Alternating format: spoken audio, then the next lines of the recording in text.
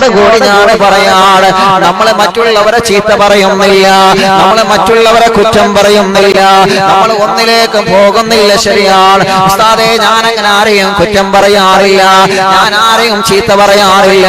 എന്റെ വീട്ടിൽ നിന്നുകൊണ്ട് മറ്റുള്ളവരെ മനസ്സ് വേദനിപ്പിക്കുന്ന ഒരു വാക്ക് പോലും ഞാൻ പറയാറില്ല. അതെല്ലാം ശരി തന്നെയാണ്. പക്ഷേ അല്ലാഹുവിന്റെ ഹബീബ് പറയുകയാണ്, നിങ്ങൾ മറ്റുള്ളവരെ ചീത്ത പറഞ്ഞിട്ടില്ലെങ്കിലോ, ചീത്ത പറയാനുള്ള അവസരം നിങ്ങൾ ഒരുക്കി കൊടുക്കുന്നവരാണോ, നിങ്ങളെ കുടുംബജീവിതത്തിൽ അല്ലാഹു സമാധാനം തരൂല്ല. മാറണം മോനെ, മാറണം മോളെ, പുതിയ ജീവിതത്തിലേക്ക് അറിവിന്നിലാവിലൂടെ കടന്നു വാ ചെറുപ്പക്കാരാ. ഒരു സമാധാനമുള്ള കുടുംബം വേണ്ടേ, ഒരു സന്തോഷമുള്ള കുടുംബം വേണ്ടേ, ഒരു ബറക്കത്തുള്ള കുടുംബം വേണ്ടേ, ഒരു സൗഹൃദമുള്ള കുടുംബം വേണ്ടേ. മറ്റുള്ളവരെ കുറ്റം പറയാനുള്ള അവസരം ഒരുക്കി കൊടുക്കരുത്.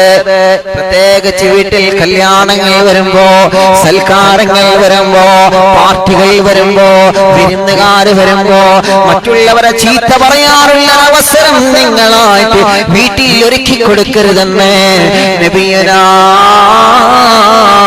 നബി മുഹമ്മദ് മുസ്തഫ സല്ലല്ലാഹു അലൈഹി വസല്ലം തങ്ങൾ പറയാം. നമ്മള് ആരെയും ചീത്ത പറയുന്നില്ല, സംഗതി ശരിയാണ്. അള്ളാഹുവിന്റെ ഹബീബിനോട് സ്വഹാബി പറഞ്ഞത്, നബിയെ എന്റെ ഭാര്യ 100ൽ 100% ശരിയാണ്, അപ്പോൾ ആരെയും ചീത്ത പറയുന്നില്ല. പിന്നെ എങ്ങനെയാണ് റസൂലെ കുടുംബത്തിലെ ജീവിതത്തിലെ സന്തോഷം നഷ്ടപ്പെടുന്നത്? അള്ളാഹുവിന്റെ ഹബീബ് പറഞ്ഞു, എന്ത് പറഞ്ഞിട്ടും കാര്യമില്ല, ഭാര്യന്റെ സ്വഭാവം കൊണ്ട് തന്നെ. ഏതാണ് ആ സ്വഭാവം? സംഗതി നിങ്ങൾ പറഞ്ഞതുപോലെ 100ാണ്. പക്ഷെ മറ്റുള്ളവരെ ചീത്ത പറയുമ്പോ അതിനിങ്ങനെ യെസ് വെച്ച് കൊടുക്കും. അല്ലാഹുവേ, ആ സ്വഭാവം മാറ്റണം. മറ്റുള്ളവരെ കുറ്റം പറയുമ്പോ ഓൻ അങ്ങനെയാ, ആ അടി അതങ്ങനെ തന്നെയാണ്, അവൾ അങ്ങനെ തന്നെയാണ്, അങ്ങനെ യെസ് ഇട്ട് കൊടുക്കുക. ചില ആളുകളുണ്ട് പണ്ട് മറ്റോ പറഞ്ഞാലൊക്കെ അത് ഇജ്ജ് പറഞ്ഞതാ ശരി, അതോ പറഞ്ഞതാ ശരി അല്ലേ, അങ്ങനെ യെസ് ഇട്ട് കൊടുക്കുന്ന സ്വഭാവമുള്ള ആളുകളുണ്ട്. പാടില്ലാതെ അത് ഇജ്ജ് പറഞ്ഞത് ശരിയാട്ടോ, മൂപ്പരടുത്ത് അങ്ങനത്തെ പ്രശ്നങ്ങളൊക്കെ ഉണ്ട് കേട്ടോ. അങ്ങനെ പറഞ്ഞിട്ട് അങ്ങനെ പറയുന്ന ആളുകൾക്ക് യെസ് വെച്ച് കൊടുക്കുന്നവരാരാ? അവരെ കുറിച്ചിട്ട് മുത്ത് റസൂലുള്ള പറയാം, അത് മതി. കുടുംബജീവിതത്തിലെ ബറക്കത്തും സമാധാനവും സന്തോഷവും തച്ചുടയാൻ അത് മതി. ആ കുടുംബത്തിൽ സന്തോഷം ഉണ്ടാവില്ല എന്നാണ്. ഇതെന്റെ വാക്കല്ല, മദീനയുടെ നായകർ നബി മുഹമ്മദ് മുസ്തഫ സല്ലല്ലാഹു അലൈഹി വസല്ലം. അപ്പൊ ഞാനടക്കം നമ്മൾ ഓരോരുത്തരും ചിന്തിക്കാം, നമ്മുടെ വീട്ടിൽ, നമ്മുടെ അടുക്കളയിലോ, നമ്മുടെ സിറ്റ് ഔട്ടിലോ, നമ്മുടെ ബെഡ്റൂമിലോ ഒരു ദിവസം അങ്ങനെ ഒരു അവസരം നമ്മൾ ഒരുക്കാറുണ്ടോ എന്ന്. അയൽപക്കത്തുള്ള റംലാത്തെ വരുമ്പോ അല്ലെങ്കിൽ പാത്തുമ്പതാത്തെ വരുമ്പോ മാഷാ അല്ലാഹ്, നമ്മൾ ആരും കുറ്റം പറയാനും പോലില്ല, നമ്മൾ ആരും കുറ്റം പറയില്ല. അവിടുത്തെ കുറ്റങ്ങളൊക്കെ വന്നിട്ട് ഇവിടെ എങ്ങനെ പറയും? എവിടെ ഈ ഈബത്തും നമീമത്തൊക്കെ വിളമ്പുന്നത് എവിടെയാ? നമ്മുടെ വീട്ടിലാണ്. നമ്മളെ നമസ്കരിച്ച് ബറക്കത്ത് ചോദിച്ചു വാങ്ങുന്ന വീട്ടിലെ പാതിരാ സമയത്ത് പടച്ചതമ്പുരാന്റെ ദർബാറിലേക്ക് കരങ്ങൾ ഉയർത്തി അല്ലാഹുവിനോട് പൊട്ടിക്കരഞ്ഞ് തഹജ്ജുദ് നമസ്കരിക്കുന്ന ഈമാനുള്ള അറിവ് നിലാവിന്റെ ഉമ്മ, നിങ്ങൾ അല്ലാഹുവിനോട് ബറക്കത്ത് ചോദിച്ചു വാങ്ങി വീട്ടിലെ. പക്ഷേ തഹജ്ജുദിന്റെ സമയത്ത് ചോദിച്ചു വാങ്ങിയ ബറക്കത്തിനെ അയൽപക്കത്തുള്ള ഏതെങ്കിലും പ്രിയപ്പെട്ട സഹോദരിമാർ, അതല്ലെങ്കിൽ കുടുംബത്തിൽപ്പെട്ട വേറെ ആരെങ്കിലും കയറി വന്നുകൊണ്ട് അസറിനോ ഒഴിവ് സമയത്തോ വന്നിട്ട് ആ ബറക്കത്തിനെ നഷ്ടപ്പെടുത്തുന്നത് നമ്മൾ ശ്രദ്ധിച്ചിട്ടില്ലെങ്കിൽ നമ്മുടെ കുടുംബത്തിലെ ബറക്കത്തും നഷ്ടപ്പെടും. ശ്രദ്ധിക്കണം നമ്മളെ എന്ന് പറഞ്ഞ അയൽവാസികൾ വരണ്ട എന്നല്ല, കുടുംബക്കാര് വരണ്ട എന്നല്ല, അത് വേണം. പക്ഷെ പലപ്പോഴും നമ്മൾ ശ്രദ്ധിക്കാതെ പോകുന്ന കാര്യമാണ്. 3 ആള് കൂടുമ്പോ നമ്മൾ ഇങ്ങനെ പറയാൻ തുടങ്ങി, അവന്റെ അവസ്ഥ എന്താ, അല്ല അവരൊക്കെ കാണുന്നില്ലല്ലോ, അങ്ങനെ തുടങ്ങിക്കോളും. അങ്ങനെ വേച്ച് ഇങ്ങനെ തുടങ്ങിക്കോളും. ഉണ്ടാവാൻ പാടില്ല, ശ്രദ്ധിക്കാൻ വേണ്ടി പറയാം. അവസ്ഥ അത് ഉള്ളതല്ലേ പറയുന്നത്, ഉള്ളത് പറയുന്നോണ്ട് തെറ്റുണ്ടോ? നബി സല്ലല്ലാഹു അലൈഹി വസല്ലമ തങ്ങൾ പറഞ്ഞത് ഉള്ളത് പറഞ്ഞാലും തെറ്റാണ്, അത് പറയലും തെറ്റാണ്, കേൾക്കലും തെറ്റാണ്. നബി മുഹമ്മദ് മുസ്തഫ സല്ലല്ലാഹു അലൈഹി വസല്ലമ തങ്ങൾ പറയുകയാണ്, അറിവിന്നിലാവ് കേൾക്കുന്ന മൊത്തം മുഅ്മിനീങ്ങളെ, ഒരാളെയും ഞാൻ കുറ്റപ്പെടുത്തുകയില്ല, ഒരാളെയും ഞാൻ കുറ്റപ്പെടുത്തി സംസാരിക്കുകയല്ല. ഉസ്താദ് ഞങ്ങളെ മാത്രം എന്താ ഇങ്ങനെ പറയുന്നേ എന്ന് തെറ്റിദ്ധരിക്കല്ലേ. നബി സല്ലല്ലാഹു അലൈഹി വസല്ലമ തങ്ങൾ പറഞ്ഞ ഉപദേശമാണ് എന്റെ പ്രിയപ്പെട്ടവർക്ക് ഞാൻ പറഞ്ഞു തരുന്നത്. ആരംഭ റസൂൽ സല്ലല്ലാഹു അലൈഹി വസല്ലമ തങ്ങൾ പറയുകയാണ്, അൻതഹ്ഫള അനിൽ ഗൈബാ, ഗൈബത്ത് കേൾക്കുന്നതിനെ കുറിച്ച് നിങ്ങൾ ശ്രദ്ധിക്കണേ. ഗൈബത്ത് കേൾക്കാനുള്ള അവസരമുള്ള വീടായി നിങ്ങൾ വീട് മാറരുത്. ഗൈബത്ത് പറയാനും ഗൈബത്ത് കേൾക്കാനുമുള്ള അവസരമുള്ള വീടായിട്ട് നമ്മുടെ വീട് മാറരുത് എന്നാണ് കുടുംബത്തിൽ സമാധാനം ആഗ്രഹിക്കുന്ന ചെറുപ്പക്കാരാ, കുടുംബത്തിൽ സമാധാനം ആഗ്രഹിക്കുന്ന ഈമാനുള്ള പെങ്ങളെ, കുടുംബജീവിതത്തിലുള്ള സന്തോഷവും സമാധാനം ആഗ്രഹിക്കുന്ന പ്രിയപ്പെട്ട ചെറുപ്പക്കാരാ, അല്ലാഹുവിന്റെ പ്രവാചകർ സല്ലല്ലാഹു അലൈഹി വസല്ലമ തങ്ങൾ പറയുകയാണ്, ഒരിക്കലും നിങ്ങൾ ഗീബത്ത് പറയുന്നവരിൽ പെട്ടിട്ടില്ലെങ്കിലും ഗീബത്ത് കേൾക്കുന്ന വ്യക്തികളിലും നിങ്ങൾ പെടാൻ പാടില്ല സ്വഹാബാ. മറ്റുള്ളവരെ ചീത്ത പറയാനും പാടില്ല, അത് ചീത്ത പറയുന്നത് കേൾക്കാനും പാടില്ല സ്വഹാബാ. നബി മുഹമ്മദ് മുസ്തഫ